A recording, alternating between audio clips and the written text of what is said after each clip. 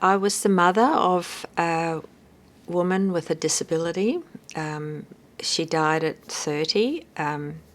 However, before that time, for 11 years before, she had lived in her own home by herself with the help of a paid service, plus her family and friends who all contributed to her having a good life.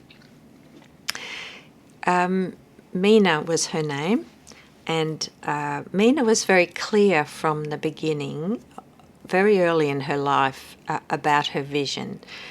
And I don't think that was necessarily inherent. I think it was because her family talked very positively about her and with her, and that she went to a regular school and she rubbed shoulders with other people who had a big vision for themselves, a normal vision. So when she left school, she wanted a job, she wanted her own home, and she wanted a boyfriend. We were able to get the first two, and unfortunately we never found the love of her life.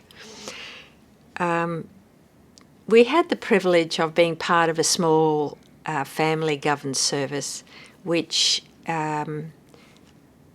allowed for the while on the face of it was a traditional service, but under the table the families were given authority to design and direct their own services and to manage their own budgets.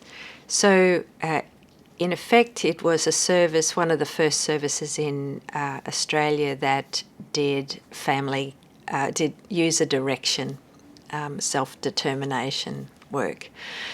So Mena was a beneficiary of this, and she took it upon herself to tell me at the age of 18 that she was going into her own home on her 19th birthday. So she set the pace.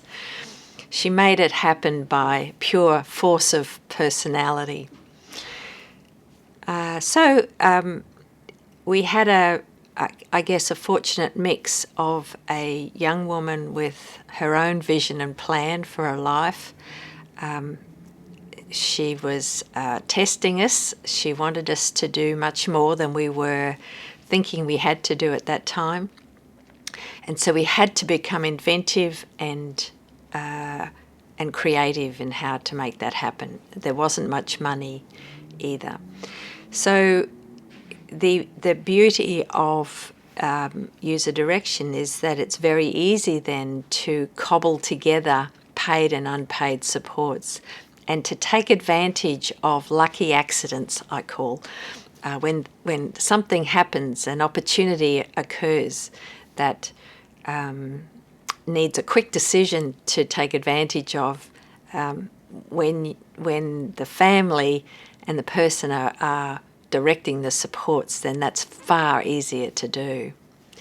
So we were able to learn quite quickly how to do this, and we became quite skillful in the end in fact working that process that I've talked about previously.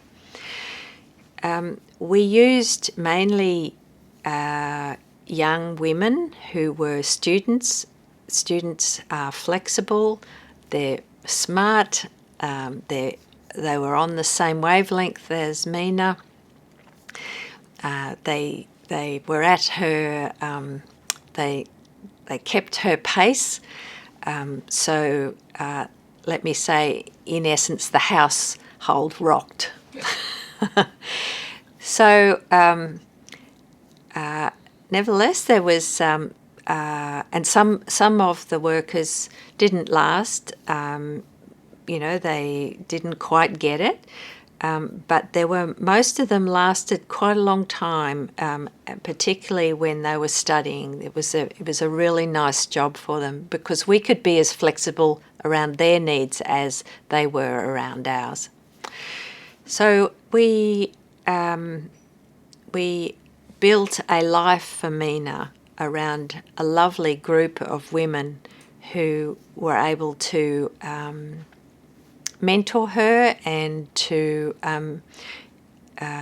assist her to build that vision for herself over time.